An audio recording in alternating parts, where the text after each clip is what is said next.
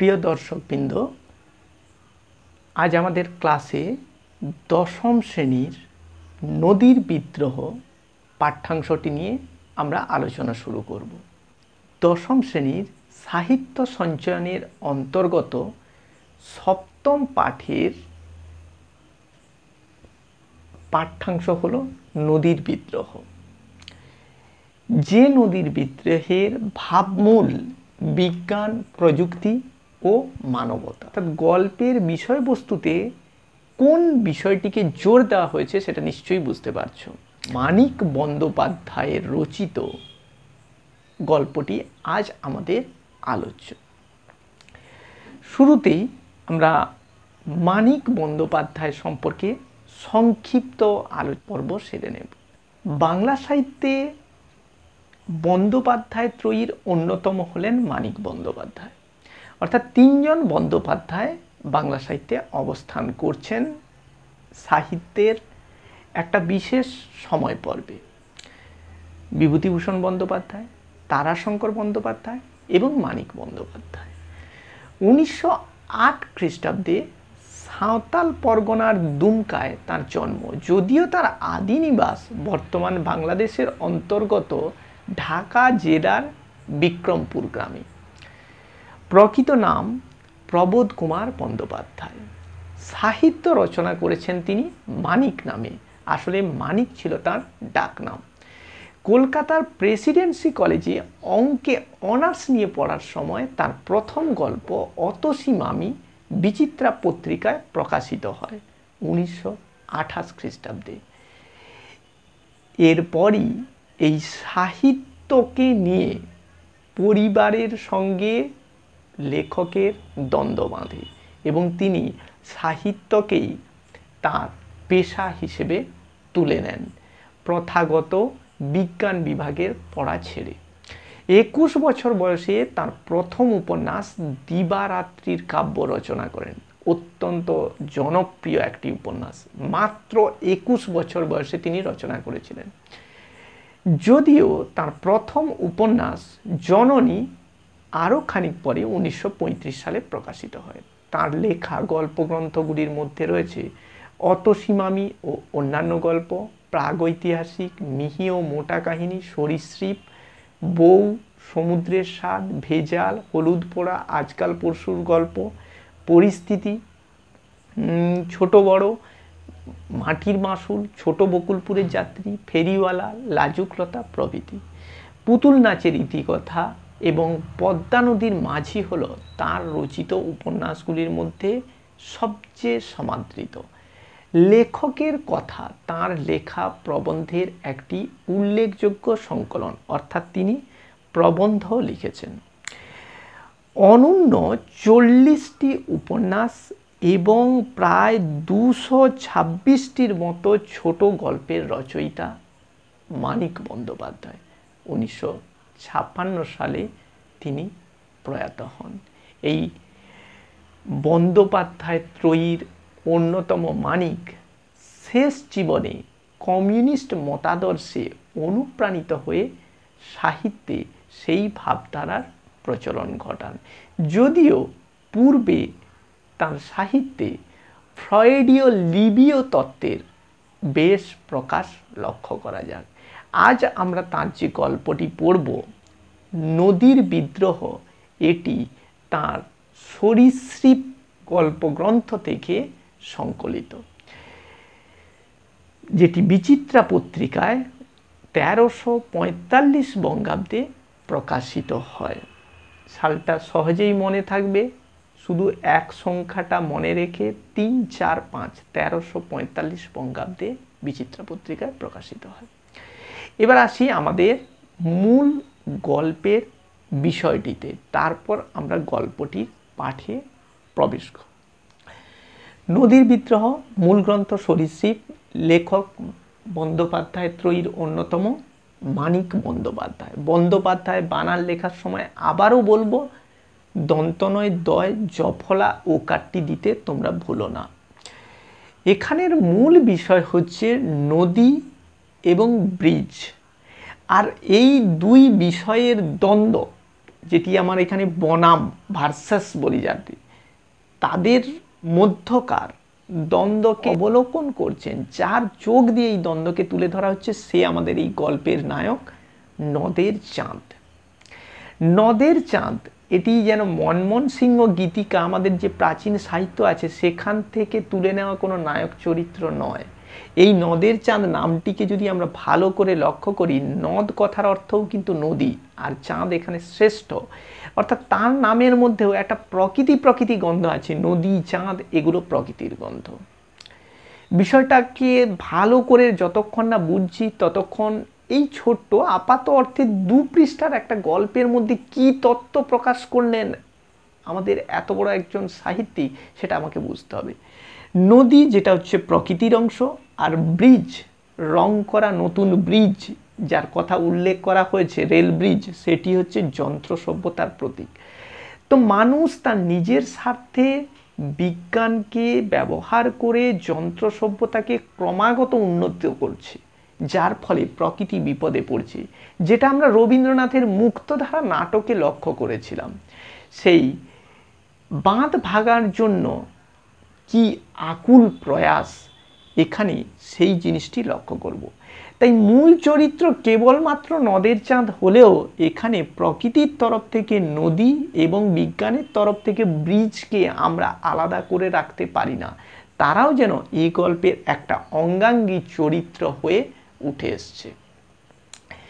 গল্পের প্রেক্ষাপটে আমরা প্রথমে দেখব যে নদের চাঁদ একজন স্টেশন মাস্টার, 30 বছর বয়সী একজন ভদ্রলোক, যে এই বয়সে 4 বছর অলরেডি তার চাকরি জীবন অতিবাহিত করেছে। রেলের গুরুত্বপূর্ণ দপ্তরে কতগুলি গুরুত্বপূর্ণ মেল ট্রেন চলাচলের নিয়ন্ত্রণ করে, কিন্তু তার অনন্য আকর্ষণ নদীর প্রতি, কারণ সে তার গ্রামে নদীর ধারে জন্মেছে, বড় হয়েছে, নদীকে ভালোবেসেছে, নদীকে আত্মীয়ের মতো মনে করেছে। আজ কর্মসূত্রে যেখানে সে অবস্থান করছে পরিবার ছেড়ে, সেখানেও একটি নদী রয়েছে, কিন্তু সে নদী তার সে পরিচিত নদীর থেকে অনেক বড়।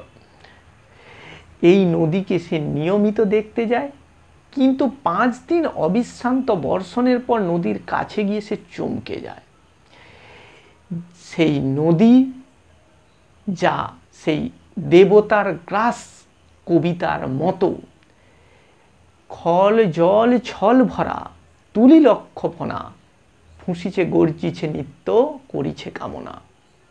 এমন সেই জলের রূপ, ভয়ঙ্কর সেই নদীর ওপরে বসতেও এক সময় সে ভীত সন্ত্রস্ত হয়। তারপর সে একটা বিষাদের যন্ত্রণা নিয়ে যে নতুন রং করা রেল ব্রিজের ওপর বসে সে নদীকে দেখে, সেই নদীর রূপ দেখে তার ভয় হয়। নদীর মনের কথা সে বুঝতে পারে। আজ নদীকে সংকীর্ণ করে ফেলা হয়েছে। বর্ষায় সে তার সহস্র ফনা তুলে তার ক্রোধ আক্রোশ মেরে ধরেছে। নদের চাঁদ ভীত সন্ত্রস্ত হয়, ফিরে আসতে চায় ওই রেল ব্রিজের পথ ধরে, কিন্তু না, তার ফেরা হয় না। তার মনে যে প্রশ্ন, কি প্রয়োজন ছিল ব্রিজের, সেই প্রশ্নের উত্তর মেটাতে বিজ্ঞানের আরেক স্তম্ভ, এই বাষ্পীয় সকট রেলগাড়ি, তাকে পিষে দিয়ে তার প্রশ্নের উত্তর দিয়ে চলে যায়। অদ্ভুত এক কাহিনী, মায়াবী পরিবেশ, ফ্ল্যাশব্যাকের উপস্থাপনা, সব মিলে ব্যঞ্জনাময় এই গল্প যেন আমাদের কাছে অতি আকর্ষণীয় হয়ে যায়। আরও আকর্ষণীয় হয়ে যায় 2021 সালের মাধ্যমিকে এটি অত্যন্ত গুরুত্বপূর্ণ বড় প্রশ্নের জন্য। তাই একে ভালো করে পড়তে হবে। তো শুরু করা যাক আমাদের সেই গল্প।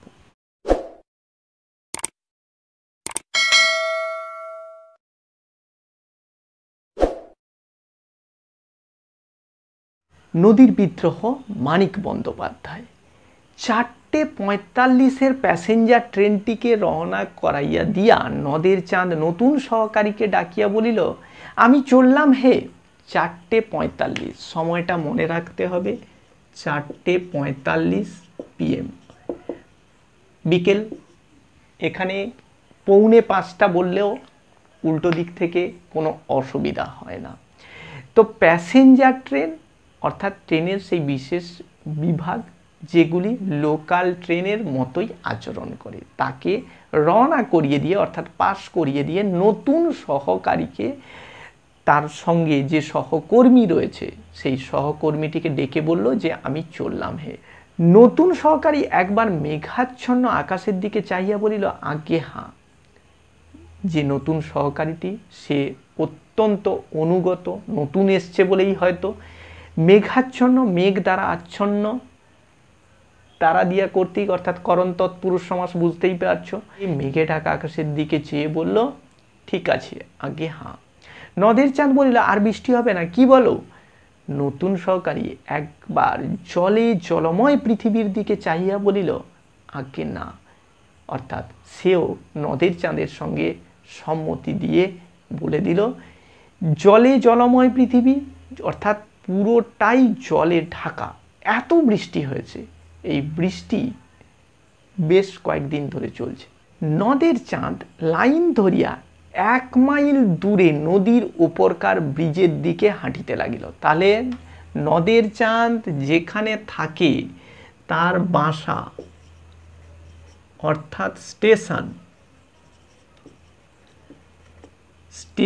থেকে নদীর দূরত্ব কিন্তু 1 মাইল, 1 মাইল দূরত্ব। তো সেই 1 মাইল 1.5 কিলোমিটার মতো পরিমাণকে বলা হয় 1 মাইল। সেই 1 মাইল দূরে নদীর উপরকার ব্রিজের দিকে সে হেঁটে যাচ্ছে, যেখানে এই নদী আর আছে ব্রিজ। 5 দিন অবিরত বৃষ্টি হইয়া আজ এই বিকেলের দিকে বর্ষণ থামিয়াছে। তাহলে বৃষ্টি কতদিন হচ্ছে? 5 দিন। এই কথাগুলি লিখছি এজন্য, এগুলো ছোট প্রশ্নের জন্য ভীষণ ইম্পর্টেন্ট, এগুলো দিয়ে এমসিকিউ থাকে। তো 5 দিন নদীকে দেখা হয় নাই। নদের চাঁদ ছেলে মানুষের মতো ঔৎসুক্য বোধ করিতে লাগিল। ঔৎসুক্য অর্থাৎ তীব্র আগ্রহ। এখানে একটা কথা বলে নেওয়া ভালো, নদের চাঁদের সঙ্গে নদীর যে সম্পর্কের কথা আমরা জানব, এখানে কিন্তু কোনো জীবিকার সূত্র নয়। আমরা এরকম নদী কেন্দ্রিক অনেক সাহিত্য পড়েছি, যেমন অদ্বৈত মল্লবর্মণের তিতাস একটি নদীর নাম, কিংবা সমরেশ বসুর গঙ্গা। সেখানে প্রত্যেক উপন্যাসের নায়ক তার জীবিকার জন্য নদীর সঙ্গে জড়িত। কিংবা ইংরেজি সাহিত্যের সেই বিখ্যাত আইরিশ নাট্যকার জে.এম. সিঞ্জের রাইডার্স টু দ্য সি, সেখানে আমরা দেখতে পাই যে সেই ছোট্ট ছেলেটি সমুদ্রে যাওয়ার জন্য আকুল, কারণ সমুদ্রই তাদের জীবিকা প্রধান অবলম্বন। নদের চাঁদের সঙ্গে কিন্তু সে ধরনের নদীর কোনো সম্পর্ক নেই, তবু একটা সম্পর্ক আছে। কোন সম্পর্ক সেটা আমরা এগোলেই জানতে পারবো। আকাশ যেমন মেঘ করিয়া আছে, হয়তো আবার কিছুক্ষণের মধ্যেই প্রবল ধারায় বর্ষণ শুরু হইয়া যাইবে, তা হোক। ব্রিজের এক পাশে আর চুপচাপ বসিয়া কিছুক্ষণ নদীকে না দেখিলে সে বাঁচিবে না। অদ্ভুত একটা ভাবনা, এটা সেই ফ্রয়েডীয় লিবিডোর চেতনার থেকে যেন আলাদা। এটাও মনের মধ্যে, এটাও একটা মনস্তত্ত্ব যে 5 দিন নদীকে দেখেনি, তাই তাকে বসে বেশ কিছুক্ষণ নদীর প্রতি দেখতে হবে, তাহলে তার আশ মিটবে। তাই সে নদীকে কিছুক্ষণ বসে না দেখলে বাঁচবে না। 5 দিনের আকাশ ভাঙা বৃষ্টি না জানি নদীকে আজ কি অপরূপ রূপ দিয়েছে। 5 দিন পরে নদীর রূপটা কতটা বদলে গেছে সেটা দেখার জন্য সে আকুল। দুদিকে মাঠ ঘাট জলে ডুবিয়া গিয়েছিল। রেলের উঁচু বাঁধ ধরিয়া হাঁটিতে হাঁটিতে দুপাশে চাহিয়া চাহিয়া নদের চাঁদ নদীর বর্ষণপুষ্ট মূর্তি কল্পনা করিবার চেষ্টা করিতে লাগিল। বর্ষণপুষ্ট মূর্তি অর্থাৎ বৃষ্টির ফলে নদীর মূর্তি যে কী রূপ ধারণ করেছে সেটা দেখার জন্য রেলের উঁচু বাঁধ দিয়ে হাঁটতে হাঁটতে নদের চাঁদ বারবার চেষ্টা করতে লাগলো এবং মনে কিছুটা কল্পনা করে নিল। 30 বছর বয়সে নদীর জন্য নদের চাঁদের এত বেশি মায়া একটু অস্বাভাবিক নয়। স্বাভাবিক অস্বাভাবিক না তৎপুরুষ সমাস। তাহলে নদের চাঁদের বয়স পেলাম কি 30 বছর। 30 বছর নদের চাঁদের বয়স। তাহলে বয়সে সে নেহাত ছোট নয়। তাহলে এই বয়সে সে যে নদীর জন্য মায়া, অর্থাৎ নদীর জন্য যে ভাবটা দেখাচ্ছে, সেটা অনেকটা স্বাভাবিক নয়, তার বয়সের জন্য অস্বাভাবিক। কেবল বয়সের জন্য নয়, ছোট হোক তুচ্ছ হোক, সে তো একটা স্টেশনের স্টেশন মাস্টার। দিবারাত্রি মেল, প্যাসেঞ্জার আর মালগাড়িগুলির তীব্র বেগে ছুটাছুটি নিয়ন্ত্রণ করিবার দায়িত্ব যাহাদের, সেও তো তাদেরই একজন। নদীর জন্য এমনভাবে পাগল হওয়া কি তার সাজে? অর্থাৎ এত বড় একটা দায়িত্বপূর্ণ কাজে সে নিযুক্ত, সে একজন রেলের স্টেশনের স্টেশন মাস্টার। প্রত্যেক দিন দিবা ও রাত্রি, দিবারাত্রি যেটা বিপরীতার্থক দ্বন্দ্ব সমাস, সে প্যাসেঞ্জার ট্রেন পাস করাচ্ছে, মেল ট্রেন পাস করাচ্ছে এবং মালগাড়িগুলোকে পাস করেছে। তাহলে এই সব দায়িত্ব যে নিখুঁতভাবে পালন করছে, তার কি এরকম নদীর জন্য পাগল হওয়া সাজে? নদের চাঁদ সব বোঝে। এটা যে তার সাজে না, এটা সে বুঝতে পারে, নিজেকে কেবল বুঝাইতে পারে না। এই লাইনটি দিয়ে প্রশ্ন থাকে, নিজেকে কি বোঝাতে পারে না যে নদীর জন্য তার এই পাগল হওয়াটা সাজে না। নিজের এই পাগলামিতে যেন আনন্দই উপভোগ করে। আবার মাঝে মাঝে তার মনে হয় এই পাগলামির মধ্যে একটা অদ্ভুত আনন্দ আছে। অস্বাভাবিক হোক, নদীকে এভাবেই ভালোবাসিবার একটা কৈফিয়ত নদের চাঁদ দিতে পারে। কৈফিয়ত, জবাব। কেন নদীকে সে এমনভাবে ভালোবাসে, তার জবাবও একটা সে দিতে পারে। নদীর ধারে তার জন্ম হইয়াছে। এই পয়েন্টগুলো ভালো করে মনে রাখতে হবে। 1 নম্বর হচ্ছে নদীর ধারে তার জন্ম, নদীর ধারে সে মানুষ হয়েছে 2 নম্বর পয়েন্ট, আর 3 চিরদিন নদীকে সে ভালোবাসিয়াছে। তাহলে 3টে গুরুত্বপূর্ণ পয়েন্টের জন্য নদীর কাছে সে কৃতজ্ঞ, নদীর সঙ্গে সে মায়ায় জড়িয়েছে। দেশের নদীটি তার হয়তো এই নদীর মতো এত বড় ছিল না, কিন্তু শৈশবে, কৈশোরে আর প্রথম যৌবনে ছোট বড়র হিসাব কে করে? মানুষ যখন ছোট থাকে তখন এসব নদীর বড় ছোট কে হিসাব করে? তখন সে যে নদীকে দেখেছে তার সেটাকেই ভালো লেগেছে। আজ বড় হয়েছে, এখন বুঝতে পারছে ওই নদী ছোট। তাহলেও দেশের সেই ক্ষীণস্রোতা, ক্ষীণস্রোতা বলতে অল্প স্রোতা, ক্ষীণ স্রোত যার, ক্ষীণস্রোতা নির্জীব নদীটি, নয় জীব নির্জীব, অর্থাৎ মৃত প্রায় জীব নয় যে, সেই রকম নদীটি অসুস্থ দুর্বল আত্মীয়ার মতোই তার মমতা পাইয়াছিল। দুর্বল অসুস্থ লোক যেমন তার মমতা পায়, স্নেহ পায়, ঠিক তেমনি সেই গ্রামের নদীটি তার মমতা পেয়েছিল। বড় হইয়া একবার অনাবৃষ্টির বছরে নদীর ক্ষীণ স্রোতধারাও প্রায় শুকাইয়া যাইবার উপক্রম করিয়াছে দেখিয়া সে প্রায় কাঁদিয়া ফেলিয়াছিল। দুরারোগ্য ব্যাধিতে ভুগিতে ভুগিতে পরমাত্মীয়া মরিয়া যাওয়ার উপক্রম করিলে মানুষ যেমন কাঁদে, তার এই কান্নাটা ছিল শোকজনিত কান্না। কি ধরনের শোক? পরম আত্মীয় যখন চলে যায় তখন মানুষ যেমন কাঁদে, একটা নদী শুকিয়ে যাওয়াতে সে কেঁদে ফেলেছে। এখানেই বোঝা যায় সে কতটা নরম মনের, নদীর প্রতি তার চিন্তাধারাটা কত গাঢ়। সেটাই তো, একটা সামান্য নদীকে শুকিয়ে যেতে দেখে সে কিন্তু আর 5 জনের মতো নির্বিকার থাকেনি, বরঞ্চ সে কেঁদে ভাসিয়ে দিয়েছিল।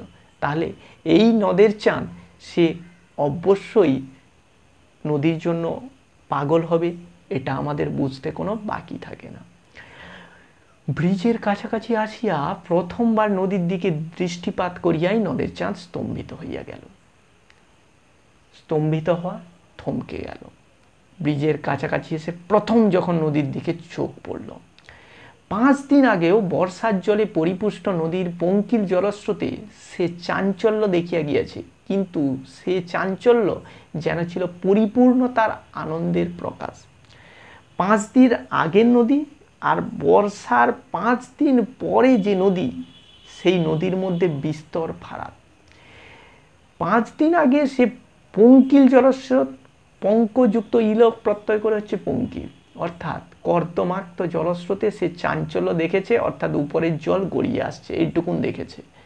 সেটা যেন পরিপূর্ণ আনন্দ রূপ পাচ্ছে নদীর। আজ যেন সেই নদী খেপিয়া গিয়াছে, গাঢ়তর পঙ্কিল জল ফুলিয়া ফাঁপিয়া ফেনোচ্ছ্বাসিত হইয়া ছুটিয়া চলিয়াছে। আমি এই জলের বর্ণনার সঙ্গে যেখানে উল্লেখ করা আছে নদী আজকে ক্ষেপে গিয়েছে অর্থাৎ পাগল হয়ে গিয়েছে, তার গাঢ়তর অর্থাৎ প্রগাঢ় পঙ্কিল জল, পাক মেশানো জল ফুলে ফেঁপে ফেনায় উচ্ছ্বসিত হয়ে ছুটে চলছে, যেটাকে দেখলে সেই দেবতার গ্রাস কবিতার লাইন মনে পড়বে, চারিদিকে ক্ষিপ্ততম জল আপনার রুদ্র নৃত্যে দেয় করতালি লক্ষ লক্ষ হাতে। আহা, কি সেই বর্ণনা! সেই জলের বর্ণনা যেন এখানেও পাওয়া যাচ্ছে।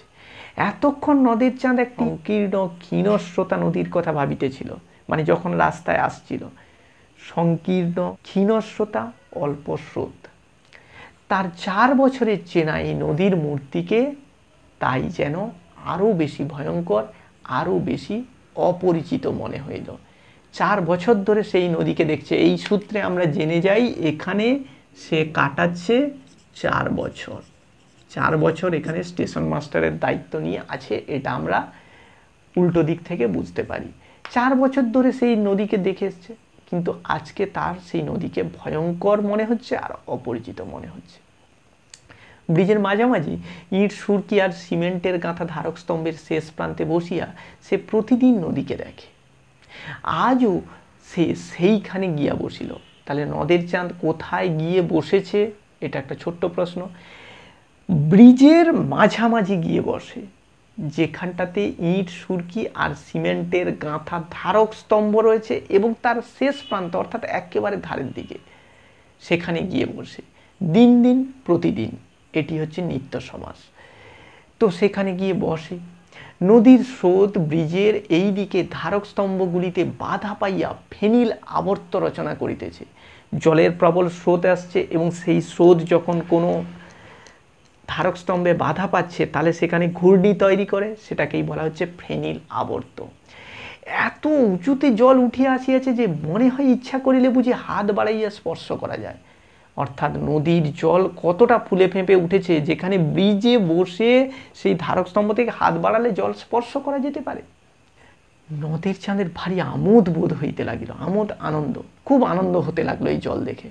পকেট খুঁজিয়া পুরাতন একটি চিঠি বাহির করিয়া সে স্রোতের মধ্যে ছুঁড়িয়া দিল। একটা চিঠি পকেট থেকে বের করে সে ছুঁড়ে দিল। চোখের পলকে কোথায় যে অদৃশ্য হইয়া গেল চিঠিখানা। উন্মত্ততার জন্যই জলপ্রভাকে আজ তাহার জীবন্ত মনে হইতেছিল। তার সঙ্গে খেলায় যোগ দিয়া চিঠিখানা যেন তাড়াতাড়ি লুকাইয়া ফেলিয়াছে। যে নদীকে আগে নির্জীব মনে করত, এত উন্মত্ত জলপ্রবাহ নিয়ে তার আচরণকে নদের চাঁদ মনে করছে জীবন্ত। চিঠি নিয়ে যেন লুকানো খেলা করছে। এই খেলাতে নদের চাঁদ একটা দারুণ আমোদ বোধ করছে। কিসের এই চিঠি? না, 2 দিন ধরিয়া বাইরের অবিশ্রান্ত বর্ষণের সঙ্গে সুর মেলাইয়া নদের চাঁদ বউকে প্রাণপণে একখানা 5 পৃষ্ঠাব্যাপী বিরহ বেদনাপূর্ণ চিঠি লিখিয়াছে। চিঠি পকেটেই ছিল। বর্ষা চিঠি মনে করিয়ে দেয় মহাকবি কালিদাসের মেঘদূতের কথা, যেখানে অলকাপুরী হতে নির্বাসিত বিরহী যক্ষ মেঘকে দূত করে মন্দাক্রান্তা ছন্দে তার মনের কথা জানাচ্ছে। এখানেও কিন্তু নদের চাঁদ স্টেশন মাস্টার হিসেবে পরিবার থেকে বিচ্যুত, অর্থাৎ পারিবারিক শৃঙ্খল থেকে সে বিচ্যুত হয়ে সেও তার স্ত্রীর জন্য এই অবিশ্রান্ত বর্ষণের সঙ্গে সুর মেলাইয়া, কথাটার মধ্যে বেশ গুরুত্ব রয়েছে, সেই বর্ষণের সঙ্গে সুর মিলিয়ে বিরহ বেদনাকে সেও 5 পৃষ্ঠাব্যাপী চিঠিতে রূপদান করেছে। চিঠি পকেটেই ছিল। একটু মমতা বোধ করিল বটে, কারণ 5 দিন ধরে লিখেছে, চিঠির জন্য তো একটু মমতা হবেই, কিন্তু নদীর সঙ্গে খেলা করার লোভটা সে সামলাইতে পারিল না। অদ্ভুত একটা ব্যাপার। নদীর সঙ্গে খেলা করার লোভে তার স্ত্রীর জন্য লেখা চিঠিকে সে বিসর্জন দিচ্ছে। এর অর্থ একটাই, অর্থাৎ পারিবারিক বন্ধন তার কাছে তুচ্ছ, নদী তার কাছে বৃহত্তর। নদীর সঙ্গে নদের চাঁদ অর্থাৎ প্রকৃতির সঙ্গে নদের চাঁদের সম্পর্ক এত গভীর, সেখানে পারিবারিক বন্ধন তুচ্ছ হয়ে পড়ে। একখানি পাতা ছিঁড়িয়া তুমড়াইয়া মুছড়াইয়া জলে ফেলিয়া দিতে লাগিল। চিঠি নদীতে বিসর্জন। এই বিসর্জন শুধু চিঠির বিসর্জন নয়, এ পারিবারিক সম্পর্ক বিসর্জন হিসেবে আমরা একে গ্রহণ করতে পারি। তারপর নামিল বৃষ্টি, সে কি মুষলধারায় বর্ষণ। এরপরে এলো বৃষ্টি, যেন প্রকৃতির পক্ষ থেকে নদের চাঁদের এই কাজকে স্বাগত জানানো হলো। এমন মুষলধারায় বৃষ্টি শুরু হয়ে গেল। ঘণ্টা তিনেক বিশ্রাম করিয়া মেঘের যেন নতুন শক্তি সঞ্চিত হইয়াছে। ওই যে নদের চাঁদ যে সময়টুকু এসছিল, 3 ঘন্টা বিশ্রাম নিয়েছে। তাহলে নদের চাঁদ 4:45 পৌনে 5টায় বেরিয়েছিল, 3 ঘন্টা বিশ্রাম নিয়েছে, অর্থাৎ 5 3 8টা। সময়ের হিসেবটা যদি করো তাহলে বুঝতে পারবে রাত হয়ে গেছে, 8টা প্রায় শুরু হয়ে গেছে বৃষ্টি, প্রবল বৃষ্টি। নদীর চাঁদ বসিয়া বসিয়া ভিজিতে লাগিল, উঠিল না। প্রকৃতির মধ্যে নিজেকে সে নিমজ্জিত করে আনন্দ পাচ্ছে। নদী হইতে একটা অশ্রুতপূর্ব শব্দ উঠিতেছিল, তার সঙ্গে বৃষ্টির ঝমঝম শব্দ মিশিয়া হঠাৎ এমন একটা সঙ্গত সৃষ্টি করিয়াছে যে নদের চাঁদের মন হইতে ছেলে মানুষই আমোদ মিলাইয়া গেল। তার মনে হইতে লাগিল এই ভীষণ মধুর শব্দ শুনিতে শুনিতে সর্বাঙ্গ অবসন্ন হইয়া আসিতেছে। প্রকৃতির ক্ষোভ, একদিকে নিচে নদীর গর্জন, নদীর উন্মত্ততা, তার উপর সে বসে আছে রেল ব্রিজের ওপর, যেটি লোহার তৈরি, কংক্রিটের ঢালাই, আর তার মাথার উপর বৃষ্টি। সেই বৃষ্টির শব্দ ব্রিজের চারপাশে নদীতে পড়ে এমন একটা অদ্ভুত সঙ্গত অর্থাৎ মিল সেই বৃষ্টির ঝমঝম শব্দ তৈরি করছে, যাতে নদের চাঁদের মন থেকে ছেলে মানুষের আমোদটা পুরো মিলিয়ে যাচ্ছে। বরং এই শব্দ শুনতে শুনতেই, ভয়ঙ্কর মধুর শব্দ শুনতে শুনতে তার সর্বাঙ্গ অবশ হয়ে যাচ্ছে, অবসন্ন হয়ে যাচ্ছে, নড়াচড়ার ক্ষমতা থাকছে না। ক্রমে ক্রমে দিনের স্থিমিত আলো মিলাইয়া চারিদিকে অন্ধকার ছাইয়া গেল। লেখকের বর্ণনার মধ্যে এখানে একটু ফারাক হচ্ছে, অর্থাৎ এই ঘটনা নিশ্চয়ই আমাদের পশ্চিম ভারতে নয়। 8টার সময়ে সন্ধ্যা নামবে। এই ঘটনা যদি বঙ্গদেশের হয়ে থাকে তাহলে লেখকের বর্ণনার মধ্যে একটু গন্ডগোল আছে। দিনের আলো স্থিমিত মিলিয়ে গিয়ে অন্ধকার আসছে, কারণ হিসেবই বলে দিচ্ছে 5টায় প্রায় বেরিয়েছে, 3 ঘন্টার পরে বৃষ্টি আসছে, মানে 5 3 8টা হয়ে যাচ্ছে। এখানে হিসেবে কিন্তু একটু গরমিল হয়ে যায়। যাই হোক, ছেড়ে দাও। বৃষ্টি একবার কিছুক্ষণের জন্য একটু কমিয়া আবার প্রবল বেগে বর্ষণ আরম্ভ হইল। এই বৃষ্টি যেন থামার নাম নেই। সেই রাধারানী গল্পে যেমন আমরা দেখেছিলাম সে বৃষ্টির মধ্যে প্রবলভাবে ভিজছে, এখানে এও ভিজতে আছে, কিন্তু এখানে কর্তমাক্ত পথ নয়। এই সভ্যতা স্বাধীনতার সংলগ্ন সময়ের কাল। ব্রিজের উপর দিয়া একটা ট্রেন চলিয়ে যাওয়ার শব্দে আকস্মিক আঘাতে ঘুম ভাঙিয়া যাওয়ার মতো একটা বেদনাদায়ক চেতনা কিছুক্ষণের জন্য নদের চাঁদকে দিশাহারা করিয়া রাখিল। একটা ট্রেন চলে গেল, সেই ট্রেনের বিকট আওয়াজে তাকে যেন দিশা হারিয়েছে যে উপপদ তৎপুরুষ সমাজ, দিশেহারা করে দিল। বেদনাদায়ক চেতনা, বেশ কষ্ট, একটা অসম্ভব কষ্ট সে মনের মধ্যে অনুভব করছে। তারপর সে অতি কষ্টে উঠিয়া দাঁড়ালো। এবার সে উঠে দাঁড়িয়েছে। বড় ভয় করিতে লাগিল নদের চাঁদের। হঠাৎ তার মনে হইয়াছে রোষে ক্ষোভে উন্মত্ত এই নদীর আর্তনাদী জলরাশির কয়েক হাত উঁচুতে এমন নিশ্চিন্ত মনে এতক্ষণ বসিয়া থাকা তাহার উচিত হয় নাই। হোক চুন সুরকি সিমেন্ট পাথর লোহা লক্করে করা ব্রিজ, যে নদী এমনভাবে খেপিয়া যাইতে পারে তাহাকে বিশ্বাস নেই। এতক্ষণ পরে তার চেতনা হলো যে এই প্রবল বর্ষা, ওদিকে নিচের জলরাশির উন্মত্ততা, আর রেল ব্রিজে ট্রেন চলে যাওয়ার শব্দের যেন নদীর আর্তনাদটা আরও বেশি করে তার মধ্যে পৌঁছাচ্ছে। তাই যতই ইট সুরকি সিমেন্ট পাথর লোহা লক্করে গড়া এই ব্রিজ হোক না কেন, এদের দুজনের দ্বন্দ্বে মাঝখানে থাকাটা তার উচিত নয়। যে নদী হঠাৎ করে এরকমভাবে ক্ষেপে গেছে, যাকে সে চিনতে পারেনি, তার উপরে সে বসে থাকবে কি করে? অন্ধকারে অতি সাবধানে লাইন ধরিয়া হাঁটিতে হাঁটিতে নদের চাঁদ স্টেশনের দিকে ফিরিয়া চলিল। তাকে তো বাড়ি যেতেই হবে, সেই বাসা প্রায় 1 মাইল দূরে, সেখানে ফিরে যেতে লাগলো। নদীর বিদ্রোহের কারণ সে বুঝিতে পারিয়াছে। এতক্ষণে বুঝতে পারলো যে নদী কেন বিদ্রোহী হয়ে উঠেছে। নামকরণ এখানে নদীর বিদ্রোহ। বিদ্রোহ আর বিপ্লব দুটো শব্দের মধ্যে ফারাক আছে। বিপ্লব হচ্ছে সেটাই যেটা ভেঙে নতুনের চেতনা জাগায়, আর বিদ্রোহ হচ্ছে কেবলমাত্র প্রতিবাদ, অসন্তোষ, ধ্বংস। সেপাই বিদ্রোহ, নৌ বিদ্রোহ, যেটা এককালে পুরাতনকে ধ্বংস করবে। আর বিপ্লব, ফরাসি বিপ্লব, গৌরবময় বিপ্লব ইত্যাদি ইতিহাসে শয়ে শয়ে এরকম বিপ্লবের নাম আছে। বিপ্লব হচ্ছে একটা জিনিসকে ভেঙে নতুন সৃষ্টি করা, আর বিদ্রোহ হচ্ছে শুধু অসন্তোষের প্রকাশ ঘটানো। তো এখানে নদীও তার অসন্তোষের প্রকাশ ঘটাচ্ছে। তার কারণটা কি না, ব্রিজটা ভাঙিয়া ভাসিয়া লইয়া দুপাশের মানুষের হাতে করা বাঁধ চুরমার করিয়া সে স্বাভাবিক গতিতে বহিয়া যাইবার পথ করিয়া লইতে চায়। এটাই হচ্ছে নদীর উদ্দেশ্য। ব্রিজ তার নদীর ওপরে তৈরি করে মানুষ নিজের সুবিধার্থে প্রকৃতিকে খাটো করছে। প্রকৃতির কথা একবারও ভাবার তার প্রয়োজন মনে পড়েনি। সেই মানুষকে প্রকৃতি বুঝিয়ে দিতে চায় যে তার ক্ষমতা কতটা। সে সব কিছু বাঁধ ব্রিজ ভেঙে চুরমার করে পথ করে নিয়ে সে তার ক্ষমতাটা জাহির করতে চায়। কিন্তু নদের চাঁদ আমাদের এই বর্তমান সভ্যতার প্রতিনিধি, যন্ত্র সভ্যতার প্রতিনিধি, তাই তার মনে প্রশ্ন উঠল, কিন্তু পারিবে কি? অর্থাৎ প্রকৃতিকে সে খাটো করে দেখতে শুরু করলো। নিজেকে একবার প্রকৃতির অংশ মনে করছে, আবার যন্ত্র সভ্যতার অংশ মনে করছে। কিন্তু এই দ্বন্দ্বের মাঝে পড়ে সে প্রকৃতির প্রতি প্রশ্ন তুলল, পারিলেও মানুষ কি তাকে রেহাই দিবে? ভুলে গেলে চলবে না যে প্রবোধ কুমার বন্দ্যোপাধ্যায় তথা মানিক বন্দ্যোপাধ্যায়ের গল্প পড়ছি, তিনি একজন বিজ্ঞানের ছাত্র।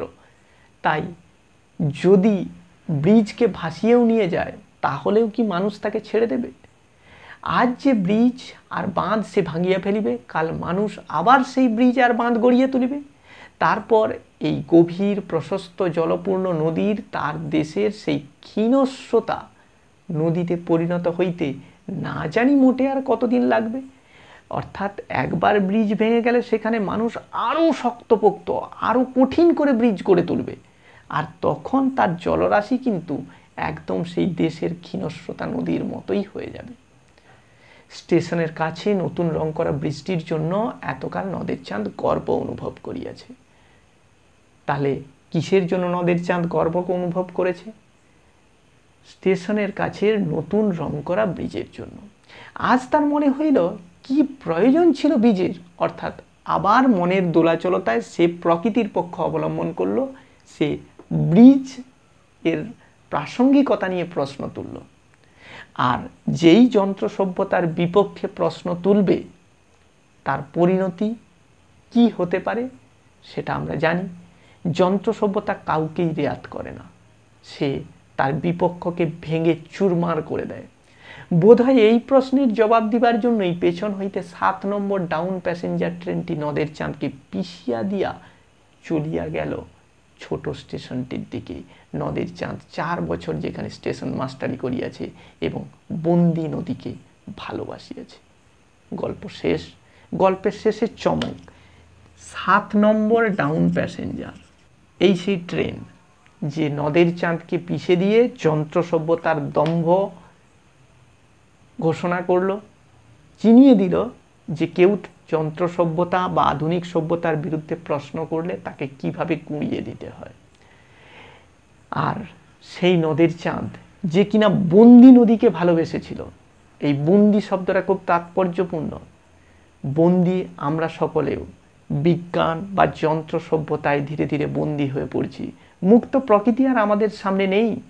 তাই প্রকৃতি নদীর রূপ ধরে এখানে যেমন বিদ্রোহ করেছে, সেই বিদ্রোহের রূপ কিন্তু আমরা এই গল্পে খুঁজে পাচ্ছি। বর্তমান সময়ের গাথা আজ থেকে রচিত হয়েছে প্রায় 70 বছর আগে আমাদের সাহিত্যিক মানিক বন্দ্যোপাধ্যায়ের কলমে, যেখানে নদের চাঁদের জীবনে নানা সমস্যা, নদীকে নিয়ে সমস্যা, মেঘের মতো ঘন ঘটাময় জীবন নিয়েও সে বন্দি নদীকে ভালোবেসে তার বন্দি জীবনকে, অর্থাৎ সংসার সীমান্ত থেকে বিচ্যুত হয়ে আসা সেই বন্দি জীবনকে, কর্মে বন্দি জীবনকে সে ভালোবেসেছিল। আজ সবটারই সমাপ্তি হল। এই গল্পের মূল প্রশ্ন নদী অর্থাৎ প্রকৃতি বনাম যন্ত্র সভ্যতার দ্বন্দ্ব। এটি ভালো করে তৈরি করতে হবে। নদের চাঁদ চরিত্রটি দিয়ে প্রশ্ন করতে হবে। এছাড়া কাহিনী কেন্দ্রিক টুকটাক প্রশ্ন আসে। আজকের এই দীর্ঘ ভিডিওতে তোমাদের সকলকে বলবো যে তোমরা এই প্রশ্নগুলো তৈরি করো। যদি কোনো সমস্যা হয় অবশ্যই আমার সঙ্গে যোগাযোগ করো। তো আমাদের দশম শ্রেণীর সমস্ত পাঠ্যাংশের ভিডিও দিয়ে তোমাদের কাছে আজ বিদায় নিচ্ছি। আবার পরবর্তী সমস্যা তোমরা তুলে ধরলে আমরা দ্রুত ফিরে আসব। এখন এ পর্যন্তই। ধন্যবাদ।